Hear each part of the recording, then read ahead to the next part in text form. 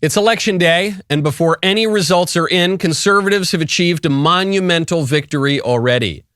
After more than 6 decades in politics, Nancy Pelosi will reportedly retire from Congress, presumably to run for president in 2028. I'm joking. Am I joking? I don't know. She's probably one of the leading candidates right now for the Dems.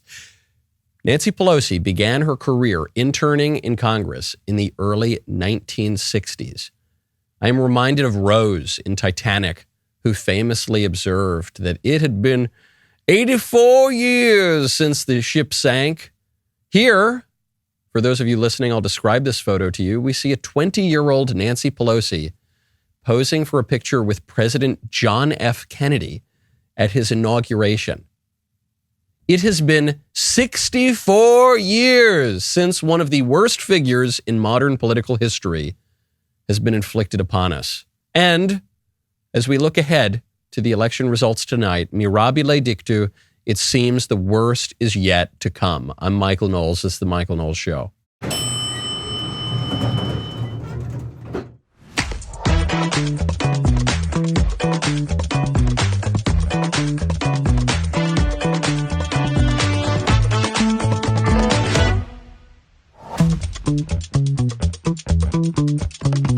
Welcome back to the show. Speaking of elderly politicians exiting the political stage, Dick Cheney died. So we say a requiescat in pace for Vice President Cheney. Complex legacy, not only on the left, which always hated him, and then started to like him a little bit more at the end because he didn't like Trump, and then the right used to like him a lot, but then the right doesn't like him anymore. Anyway, we'll get to the Cheney legacy because I am dead certain of one fact about the Cheney legacy that I haven't heard anyone mention yet. We'll get to that. First, I want to tell you about Balance of Nature. Go to balanceofnature.com, use promo code Knowles, Knowles. We all know that we should be eating more fruits and vegetables, right? But what are we actually doing? If you're like me, you're eating more cheeseburgers at the airport, getting fat when you're hitting the road all the time, and then Elisa says that you don't look as good in your clothes. Anyway, I'm divulging too much. One way that you can get the great benefits of more fruits and veggies, Balance of Nature. Balance of Nature's fruits and veggies supplements are the original way to get a balance of color, taste, and smell from whole foods in a convenient form. What makes them really versatile is that you can take them however works best for you. Swallow the capsules with water, chew them, even open them up and mix the powder into your food or drinks. Inside each capsule, you will find ingredients from 16 whole fruits, 15 whole vegetables that have all been freeze-dried and lab-tested. No binders, fillers, or flow agents. Just pure whole food ingredients ready to go wherever you are. It's really great. Our team loves this stuff. If you want to be a Giga Chad like Mr. Davies, or even me, just clawing to, some opportunity for some health, even as I'm on the road, go check out balanceofnature.com. Get your free fiber and spice supplement plus 35% off your first set as a new preferred customer by using discount code Knowles.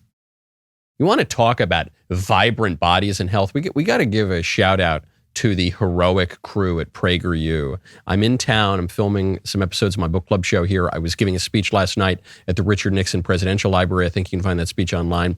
And the heroic PragerU staff showed up I think it's like 2:30 in the morning right now, just hours before work begins to produce this show. Greatly appreciate that. You know who I don't appreciate? Nancy Pelosi. And you know who Nancy Pelosi doesn't appreciate? Donald Trump. Pelosi, as her valedictory to the political world after over 6 decades in politics, including on Capitol Hill, Nancy Pelosi has a message. Maybe this will be the epitaph on her headstone someday. He's just a vile creature. The worst thing on the face of the earth, but anyway. You think he's the worst thing on the face of the earth? I do, yeah, I do. Why is that? Because he's the President of the United States and he does not honor the Constitution of the United States. In fact, he's turned the Supreme Court into a rogue court. He's abolished the House of Representatives. Speaker Pelosi, after your amazing 6-decade-plus career in politics, what would you like to say? How would you like people to remember you? He's a vile creature, that Trump. I'll get him. And then Alex Michelson, excellent interview. Great to see him on CNN. Alex says, well, he's the worst creature on earth. Why is that? He abolished the House of Representatives. Mrs. Pelosi, have you had your medicine today? He abolished the House of... He did! And he shoots laser beams out of his finger. What is she talking? I guess she's talking about the government shutdown, which was entirely a product of the Democrats. And the Democrats did it because it was a Hail Mary, because they're losing on virtually every political issue. And they thought that healthcare was the only one they might win on. And the only tactic that they traditionally can reliably look to is government shutdown. And even that's not working. It's not working. So she's leaving, a few decades too late. But she's leaving at a real low point for the Democrats. And that gives me satisfaction. It is nice and comforting to know that Nancy Pelosi's political career is ending in rejection. She lost the speakership of the House of Representatives when the Republicans took over. And the Democrats nationally have never looked worse in our lifetimes. And the Democrats in the House of Representatives specifically are somehow bungling the most reliable weapon that Democrats have had, namely a government shutdown. It just all flopped. I don't want to be too triumphant here. I wish we could sincerely be more triumphant, because Nancy Pelosi and the libs have notched a bunch of victories over her time in politics. But right now, she's losing everything. She's leaving in rejection, as is fitting, as is seemly. Now, speaking of politicians ending their public life and their life generally, Dick Cheney died. Woke up to that news this morning, and it's a very strange political moment. We're in this seismic shift. This was largely the topic of my speech at the Nixon Library last night. And so we're in this weird moment where the left is probably going to be sorrier about Cheney's death than the right.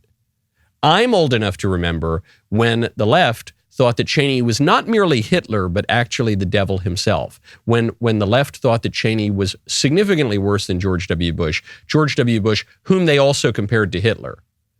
And I'm old enough to remember when the right loved Dick Cheney. And in fact, many liked Cheney more than they liked Bush, because Cheney was sort of cartoonishly tough. And Bush seemed like a real nice guy.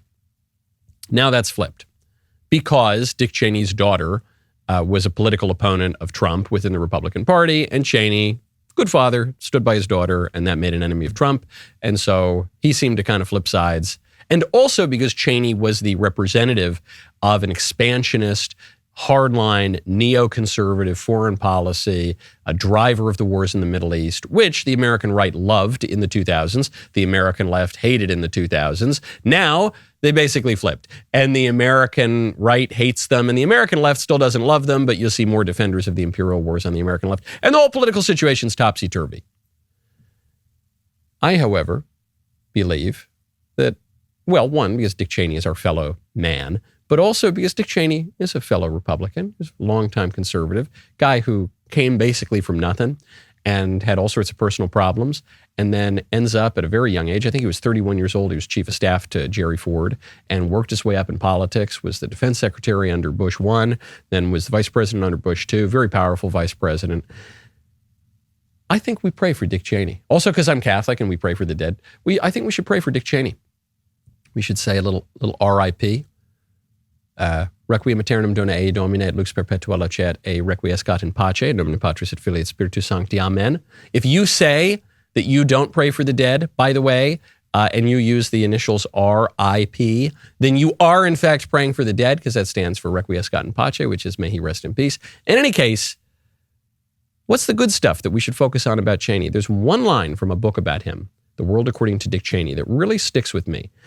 He was asked if it bothered him that for the 8 years he was vice president, he was called Darth Vader, compared to the devil. And so much so that he even put a little Darth Vader mask on the back of his truck. And he said, no. He said if he wanted to be loved, he would have been a movie star. But sometimes it's more important to be successful than to be loved. It is a wartime situation, and it does require tough programs and policies if you're going to be successful. And it was more important to be successful than it was to be loved. Are you going to trade the lives of a number of people because you want to preserve your honor? Or are you going to do your job, do what's required? First and foremost, your responsibility to safeguard the United States of America and the lives of its citizens. Now, given a choice between doing what we did or backing off and say, we know there's next attack against the United States, but we're not going to force you to tell us what it is because it might create a bad image for us. That's not a close call for me. So Dick Cheney here is speaking specifically about the United States' use, supposedly, of torture, or at the very least, enhanced interrogation tactics. And just want to make a point here. I'm not a neoconservative. I'm very, very skeptical, very opposed, actually, to ideological wars to spread democracy around the world. That is not my flavor of conservatism. However, everything that Cheney was just defending here is totally right. First of all, the enhanced interrogation techniques that the United States used in the 2000s during the global war on terror were not really torture. And one of the ways that we can know this is that we used many of these techniques on our own troops as part of training. And unless you think that we were just torturing thousands of American troops, there's a distinction between these two things. However, to take it a little further, there is nothing in principle wrong with the use of torture to get information from terrorists. There's nothing in principle wrong with that at all. There is something wrong with using torture against enemy combatants who are wearing uniforms and who are abiding by the Geneva Conventions, which exist to protect civilians in times of war. But as Mark Thiessen pointed out famously a dozen or so years ago, if you extend Geneva Convention protections to terrorists, you entirely undermine the Geneva Convention because you are taking away any inducement that a terrorist might have not to target civilians.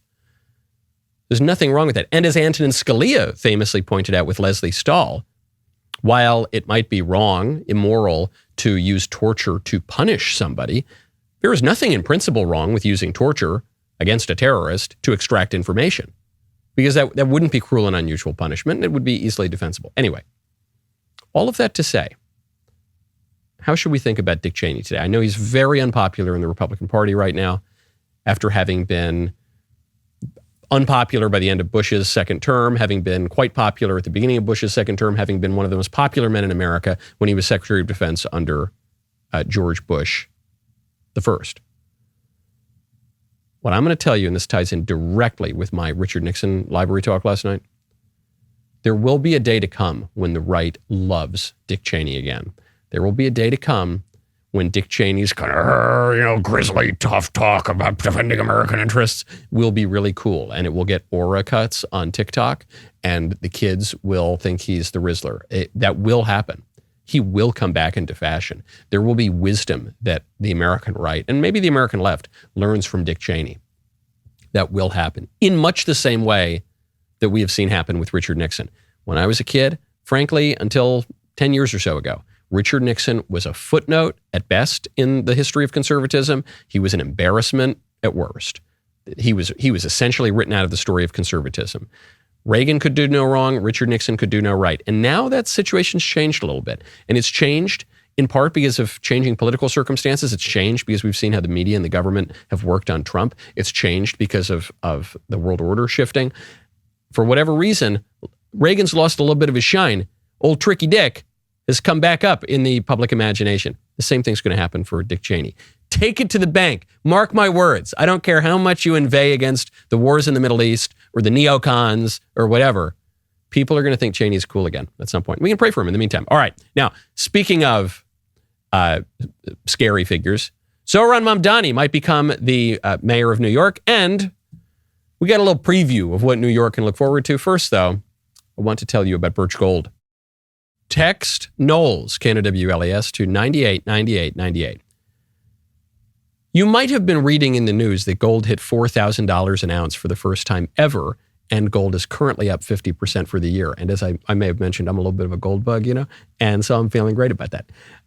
If a portion of your savings is not diversified into gold, you're missing the boat. Here are the facts. Inflation is still too high. The U.S. dollar is still too weak, and the government debt is insurmountable.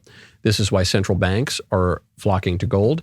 They're the ones driving prices up to record highs, but it's not too late to buy gold from Birch Gold Group and get in the door now. Birch Gold will help you convert an existing IRA or 401k into a tax-sheltered IRA in gold. You don't pay a dime out of pocket. You just text Knowles, Knowles, to 989898. Claim your free info kit. No obligation, just useful information. Best indicator of the future is the past, and gold has historically been a safe haven for millennia. What else can say that? Can some random crypto thing say that? I don't think so. Text Knowles, Knowles, to 989898 right now to claim your free info kit on gold. That's Knowles, Knowles, to 989898. Protect your future today with Birch Gold. As New Yorkers go out to vote, the polls are actually quite tight. There is a chance that Cuomo pulls it off. Had the Republican Curtis Lewa dropped out, Cuomo almost certainly would have won the election. Now it's probably the case that Mamdani is going to win. But it's close. We don't know exactly. Some of the betting markets have Cuomo up, rising up. If Mamdani does win, the first thing that New Yorkers can look forward to is a lot more, you guessed it, violence. Oftentimes, we've even found as legislators, when we go into these courts, the term violent crime is even used when people are stealing packages. Violent crime is even used when people are accused of burglary and there happens to be a housing unit in that same dwelling. So violence is an artificial construction. And we have to be very clear that what is happening here with these district attorneys, that is violence. That is violence of the highest degree. Two groups of people are going to elect Mamdani. Primarily, it's foreigners, non-native New Yorkers. So they're probably used to violence in their terrible countries anyway. That will not be a shift for them. And yuppie, wealthy, female whites. And we'll get to those crosstabs in a moment. But those are the two. And that demographic is going to be really, really surprised to learn that violence is not merely a social construct. Violence is a physical construct. It is actually a physical action that hurts a lot and can really damage your life and kill you. That's what I don't mean to laugh at it, but that's what they're going to find out. The ethereal, abstract construction of violence, man, when you really think about it, man, that is going to collapse into the concrete reality of assault and murder quickly. Or Mamdani will abandon his campaign promises. But frankly, I don't think there's any evidence that he is even competent enough to abandon his campaign promises and keep the city safe. If this guy is elected, whether he does what he says he's going to do or not, probably New York is going to become a lot less safe. In any case, New York's going to put the theory to the test. Is violence a social construct? Bookmark that clip. Let's see how the numbers bear it out. Okay, so the first thing that New Yorkers can expect if Zohran is elected is a lot more violence. What's the second thing? They can expect a lot less money. So when people say democratic socialist, right? And I'm curious what you think this means. I mean, do you like capitalism? No, I have many critiques of capitalism. And I think ultimately the definition for me of why I call myself a democratic socialist is the words of Dr. King decades ago. He said, call it democracy or call it democratic socialism. There must be a better distribution of wealth for all of God's children in this country. And that's what I'm focused on is dignity and taking on income inequality. And for too long, politicians have pretended that we're spectators to that crisis of affordability. We're actually actors, and we have the choice to exacerbate it, like Mayor Adams has done, or to respond to it and resolve it, like I'm planning to do. Do you like capitalism? No. As we said, no. Period. He's not even just running for mayor of Palookaville or mayor of Paris or something like that, mayor of Moscow. He's running for mayor of New York City, the most famously capitalist city in the world.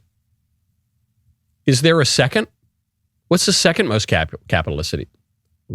London, maybe? London's kind of socialist. What's the second most? I don't know. I can't think of one.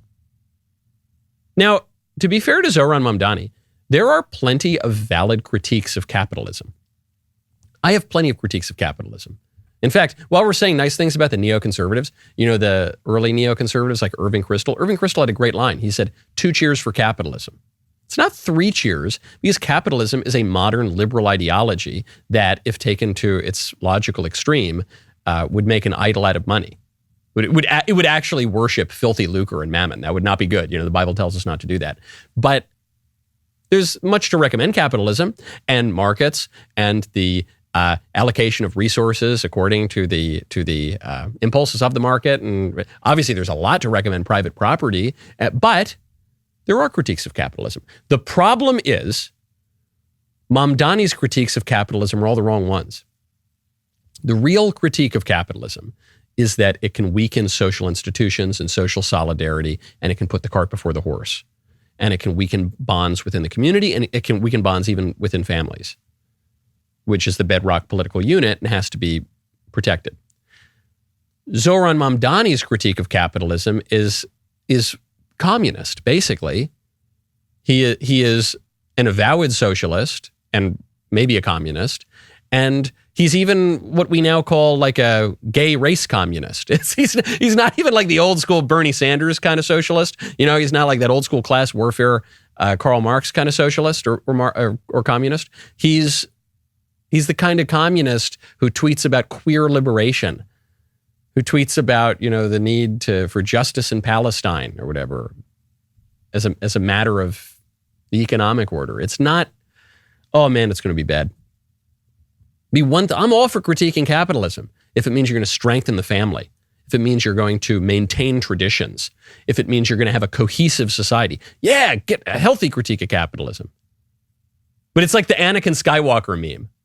You say, I'm going to critique capitalism. Oh, you're going to critique how it is acidic and corrosive to social institutions and the family and norms and the natural law. And there's just Zohran Anakin smiling there. It doesn't destroy the family enough. It doesn't liberate the queers enough. Okay, going to be a total disaster. But there's an irony to Mamdani's critiques of capitalism, namely, he's most popular among wealthy New Yorkers and wealthy non-New Yorkers, I should say. We'll get to that in a second. First, I want to tell you about Leaf Filter. Go to leaffilter.com/Knowles.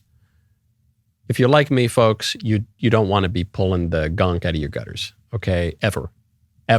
Certainly not this holiday season. You want to do that? Maybe you're tired of those constant clogs. Maybe you just don't clean your gutters at all, and then therefore they keep getting stopped up, and they could cause foundation issues, and whatever it is. For me, I don't want any of that. Leaf Filter offers a permanent solution. Do not miss their Black Friday sales event.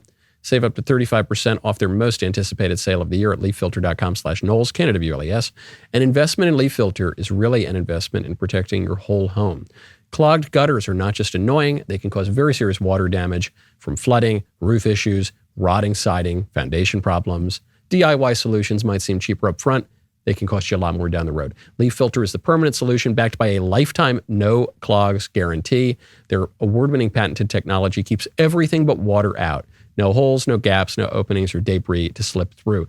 Do not miss out on your last chance of the year to save up to 35% off when you protect your gutters with Leaf Filter, America's #1 gutter protection system. Schedule your free inspection at leaffilter.com/Knowles, KNWLES. That is our lowest price of the year, up to 35% off. LEAFfilter.com/Knowles. See representative for warranty details. So I have here some crosstabs. There we go. Jeremiah Johnson was pushing this around Twitter. He pointed out that Mamdani does better than Cuomo or Sliwa among transplants and the rich and people who rent their apartments at the market rate. In New York, a ton of apartments are rent controlled or rent stabilized. So you get an old teacher of mine lived in this apartment in New York in a beautiful area by Carnegie Hall for decades. It lived there since the 50s, I think. And he had this beautiful, Classic 8 apartment.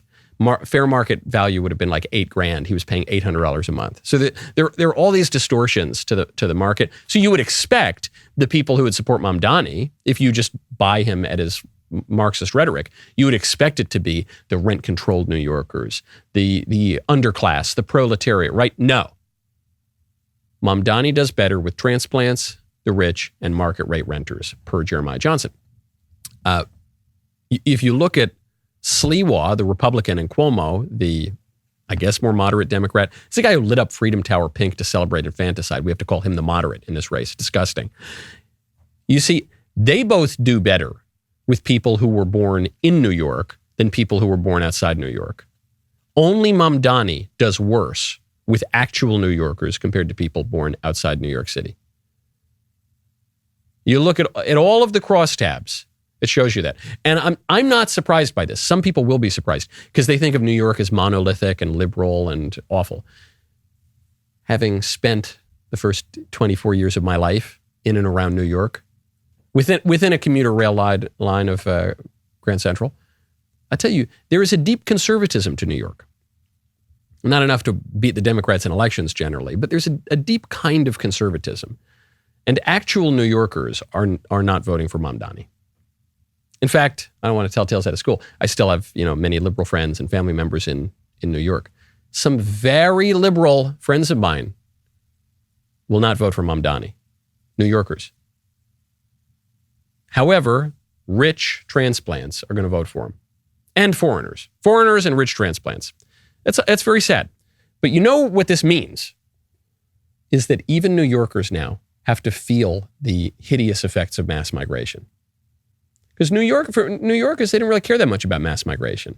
Yeah, okay, maybe Minneapolis is going to be overrun by Somalis, and that's going to create problems and a lot of crime and social discord, but whatever, they got to deal with it, too bad. Okay, maybe mass migration is going to turn California blue.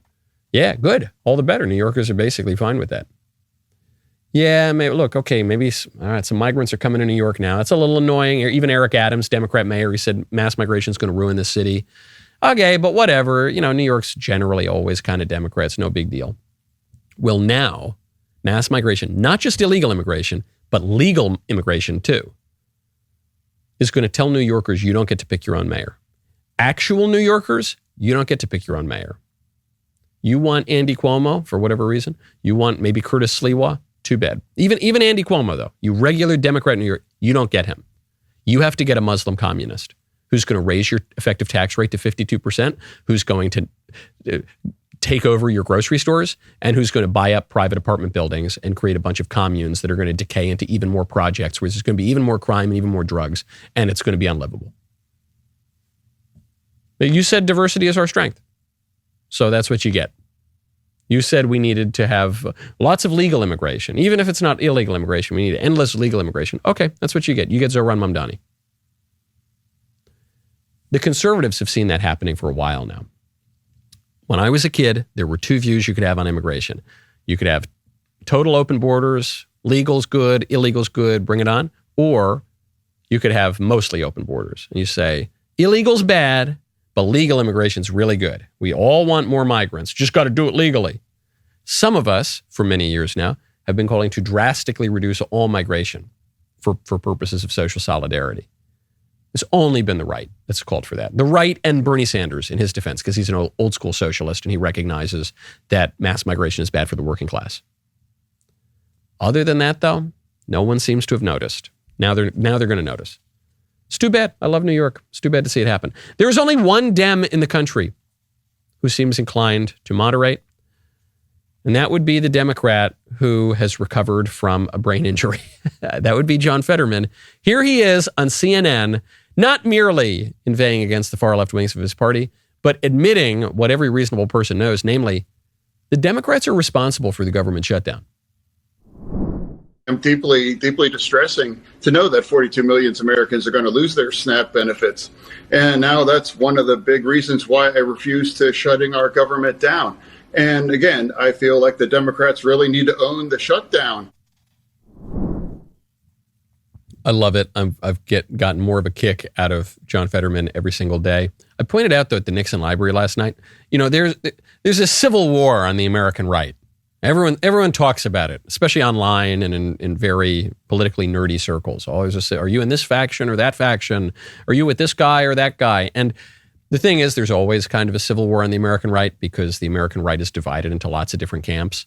The neocons and the paleocons and the libertarians and the traditionalists and the religious right and the country club Republicans and the new right and the new right and me. I was on the new right, but now I'm older, so I'm on the paleo new right, I guess. That's the right. The left used to be divided between progressives and blue dog Democrats.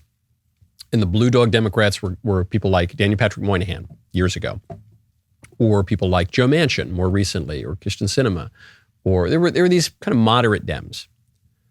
Now, the Democrat Party is divided between progressives and super progressives. And John Fetterman. John Fetterman is the only one. A dying breed. So who do the Democrats have?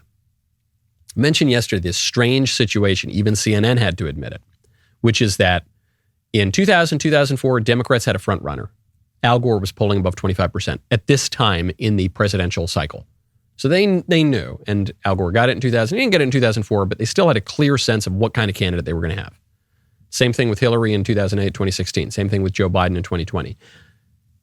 Now, there is no candidate polling above 25%. Nevertheless, Kamala Harris insists that the Democrats have a really deep bench, so many stars in their party.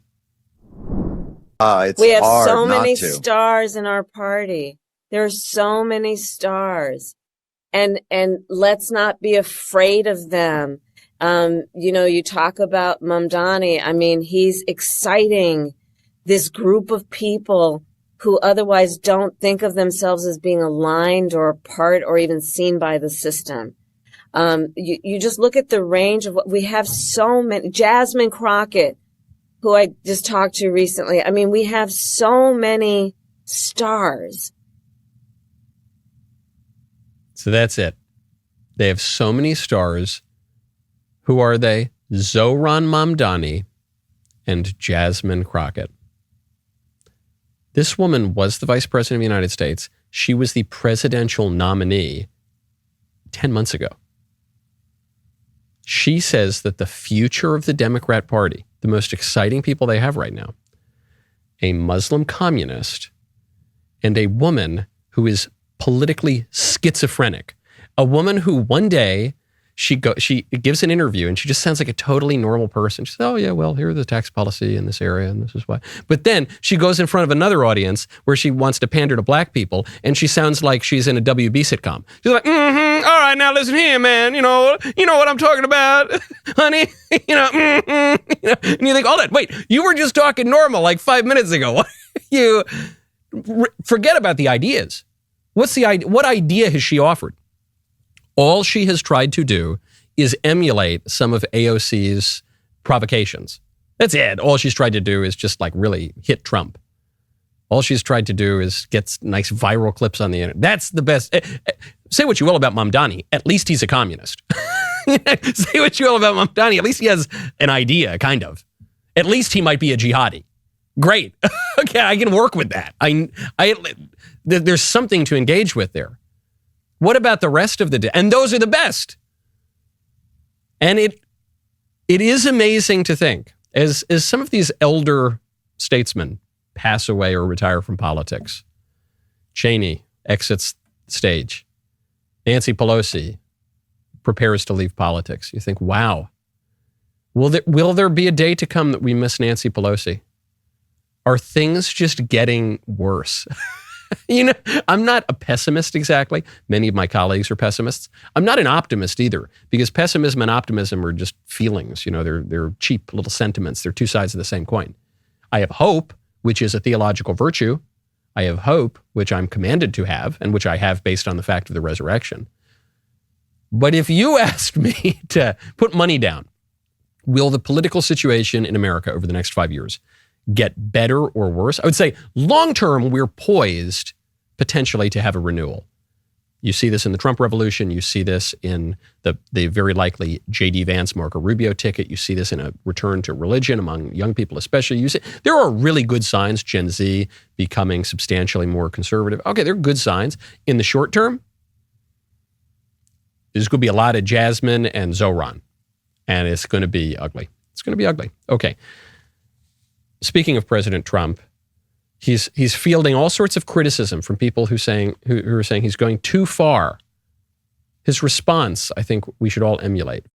We have less than 2,000 DailyWire lifetime memberships remaining. I met, actually, a number of lifetime members over the past few days, including out here in Southern California at the Nixon Presidential Library. Turns out having all access benefits for life with no renewals is something everyone wants. So here are your options. You could buy one while they're still available, or you could win mine. That's right. I have my very own lifetime membership to give away. I made it very easy to enter. You download the free DailyWire Plus app in the App Store. You open it. You tap follow under my beautiful picture. And that's it. You've entered. Who knows? I could be calling you to give you my personal lifetime membership. I could say, hey, you up? Hey, what's going on? Hey. But before any of that happens, you need to download the DailyWire Plus app and follow me in the app to enter to win. My favorite comment yesterday is from Edicius. New Yorkers, never forget. Also New Yorkers, we forget. I know. It's really not just, I would hate to sound like an Islamophobe. You know me, I would hate to sound like that. But this is, to borrow a word from our Yiddish friends, as there are many of them in New York, this is a shanda. This is a shanda. This should not be in the conversation. I don't even think Mamdani, I don't think there's a lot of evidence that he's even particularly Muslim. I think it's worse. I think he's just like a cringe millennial, a liberal Obama-era cringe millennial, but should not happen. I remember they were going to try to build a mosque at Ground Zero. This was about 15 years ago. And at the time, the Republican Party, the conservative movement, was really enthralled to libertarian-ish principles. You know, totally small government. You can do whatever you want. We're going to have neutrality in religion. It was quite secular at the time. And it was very difficult to explain why there shouldn't be a mosque at Ground Zero. Everyone knows there should not be a mosque at Ground Zero. There should be city, state, and federal statutes prohibiting mosques at Ground Zero, and you should be deported if you suggest that there should be a mosque at Ground Zero. We all know that in our guts, but no one knew how to say it. And Charles Krauthammer had a great column on it. He was a very moderate, respected figure. And he said, it's not that you can't build a mosque anywhere, but just not here. That's not right. He basically said, trust your gut, guys. We all know, and there's some wisdom to our guts. And it's not right. It's not right to have a guy named Zohran Mamdani be the mayor of New York. It's just, he can be the mayor of some other place. It's not right to have him be the mayor of New York. Okay. Speaking of immigration and assimilation, President Trump doing a very good job on the deportations, on ending illegal immigration. He's doing a much better job than he's getting credit for, not only from the left, but also even from the right. Not only the deportations by ICE, Tom Homan, Kristi Noem, but also the self-deportations, also the inducements to get out of the country on their own, so it saves taxpayer money and resources. Anyway, some have taken notice in the media. Trump was doing an interview on 60 Minutes. He was called all sorts of terrible things. He was asked if his policy was going too far. More recently, Americans have been watching videos of ICE tackling a young mother, tear gas being used in a Chicago residential neighborhood, and the smashing of car windows. Have some of these raids gone too far? No, I think they haven't gone far enough because we've been held back by the judges, by the liberal judges that were put in by Biden and by Obama. This is the answer. When they ask you, well, don't you think Trump's going a little too far? Oh, you just don't understand the political situation at all. Don't you think this is the stage in the presidency, almost done with the first year, when the enthusiasm of the election is supposed to wear off, people are starting to swing back a little bit in the other direction. We're looking ahead to the midterms, which the other party is supposed to win. And, the president is supposed to be losing popularity. And this is the point at which you say, maybe he's gone a little too far. That's not where the country's at. The Democrats are not looking. We'll see what happens in New York and Virginia tonight, obviously, and New Jersey. But the Democrats are not nearly as strong as they should be in this stage of the cycle. They're not looking as strong for the midterms. The Democrats are losing the shutdown battle. First time in my lifetime. The only complaint the American people have about the Trump administration on immigration is exactly the complaint Trump himself just voiced, namely, it's not going far enough. We have not nearly exhausted the enthusiasm for the Trump campaign promises. We are not nearly through with the excitement for what the guy who won the popular vote as a Republican for the first time in 20 years was promising. This has got to be your response. No going soft, no weak at the knees. I want to minimize the infighting on the right, which is a perennial feature. And even when we're talking about right-wing coalitions, when there's a reason to exclude somebody or to sideline somebody, whether for moral or purely electoral reasons, we need to act like grown men and do it behind the scenes, okay? We got to do it. I'm really inspired by Richard Nixon, having been at the Nixon Library last night. Sort your problems out behind the scenes. None of this whining, infighting, inside baseball. None of that. Eyes on the prize. There is still so much energy for what we were told was the radical Trump promises. And the hour is so late and the problems are so dire. And the Democrats are poised to elect a Muslim communist in New York and a man who wants to murder Republicans and our kids in Virginia. And we got to stay focused, folks, because we're only guaranteed another what? Another year before the midterms? So we get another 14, 15 months. The Republicans are guaranteed to be able to do stuff in the legislature. Even that's hard because it's a razor-thin majority. Then we only get another 3 years, guaranteed, as Trump is president. I hope we get 2 terms of J.D. Vance, and then obviously Barron Trump can just become the first citizen, abolish elections, inaugurate the Augustan Trumpian age. But that's down the line. All we have is this. Got to focus. Got to focus. Got to keep moving forward. Only problem is it doesn't go far enough. Now, speaking of families, there's a video going viral. Actually, a number of videos going viral. As the government shutdown continues on, there are finally some cuts to food stamps, EBT, the SNAP program. And you've seen people. I mean, there was one woman, I think she was 65. She said she's been on food stamps for 30 years. And she looked fine. She looked able-bodied. These are not programs that, generally speaking, you're supposed to be on for decades at a time. They're supposed to get you through tough spots. For some people who are severely disabled, it might be a longer-term deal for them. But there's clearly a ton of fraud and abuse in the food stamp program, and it's clearly driving up the cost of groceries for everybody else. Some people can't even imagine life without food stamps, as these who have gone viral. Ever been to the food bank before? No, we never have. This is your first time here. Correct. Are you scared? Well, highly afraid because, we didn't ask for these kids to come, and what are we going to do? Deny them? We have them. We have to take care of them. We have to find a way, and it's hard right now with everything that's going on. People are even afraid to come out of their houses to work. It's really bad. And especially with everything going on with the president saying that we have to hang in there, how are we going to hang in there with the kids? There's no way at all. And Thanksgiving coming up. Especially imagine the people. It's not fair for anybody. What is your message right now to the federal government? What can we say? It's unfair. Did you catch the line? I actually do feel for this woman. I know most conservatives are not they're gonna say, "Are you kidding me?" But I feel for her. I feel for her. She's clearly not the sharpest tool in the shed, is confused about a lot of things, but there's one line in particular that really gets her. She said, "We didn't ask for these kids." Do we need to go back to 7th grade biology class? You didn't ask for these kids? We didn't ask for these kids?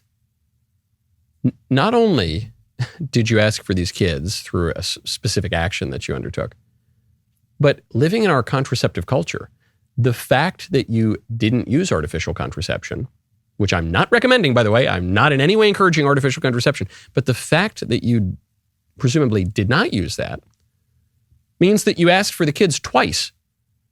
You did the thing, and then you didn't use the thing that sometimes goes with the thing that can stop the consequence of the thing.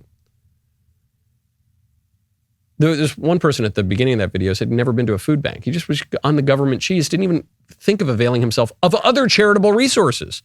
So one, This is evidence that even in charity to these people who, maybe aren't totally with it and aren't the most resourceful. And, that exists in society. The poor will always be with you. And so you have to take care of them. But if you do legitimately have charity for them, it's not always good to just stick them on EBT, because that can crowd out other resources like the church, like private charities.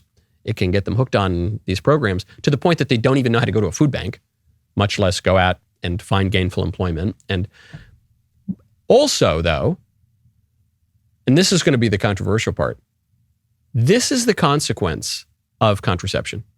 This is the consequence of a contraceptive culture. You will say, well, Michael, it sure seems like she wasn't using contraception. No. This is the consequence of a contraceptive culture, a culture in which condoms and the birth control pill are normalized and even encouraged in our schools, going all the way down to 6th grade, 5th grade in some cases. Because just the introduction of that and the normalization of contraception in our culture divorces in the public imagination sex from procreation. It says that there's not necessarily a link between those things. In the old way of thinking, we used to say love and marriage go together like a horse and carriage. And what happens after the horse and carriage? The baby carriage. That's in the second verse of the song. There's a connection between love, marriage, and the baby carriage. Now we divorce all three of those things. And our birth rate problem comes from contraception. Our mass migration problem in many ways comes from contraception because we don't have an above replacement birth rate. And so we're told that we have to import the third world because it's the only way to keep our population up and our GDP up. A lot of problems come from this. And I know the right is going to be largely unified when I say abortion is bad. I know the right is going to be a little more fractious when I say that IVF is bad because it, practically speaking, entails abortion, and for other reasons too. But when I say contraception is bad and we should discourage it, and it actually was illegal or at least heavily limited until Supreme Court rulings in the 1960s and 70s invented some constitutional right to condoms. And when I say that, that's when I'm going too far. That's when I'm a knuckle-dragging theocratic troglodyte. That's where, hey, Mike, you got to cool it. I'm just telling you facts.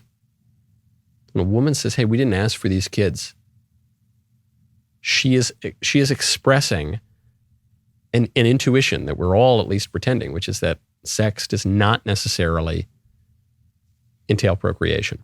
Okay, really important. There is something very positive in the culture. Well, it's a positive sign from a really negative thing in a foreign culture. We don't have time to get to it. I'll give you a little tease. Nicki Minaj.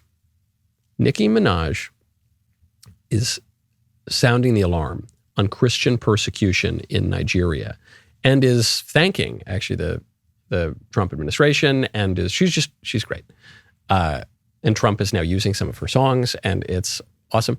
I don't have time to get into the story today. However, it is perhaps providential. I'm sitting here at the PragerU studios. My friend Xavier DeRousseau was the first one to Minaj pill me. He turned me into a barb, and the barbs are completely vindicated. She's standing up for the hideous persecution of Christians that is happening in Nigeria. We've talked about that on the show before. We'll get to it a little bit more because the United States might get involved. We'll get to that. We will not get to the Membrum Segmentum today because I got to film 2 things and then I got to fly back to Nashville. So I will see you tomorrow back in Nashville. I'm Michael Knowles. This is The Michael Knowles Show. See you then.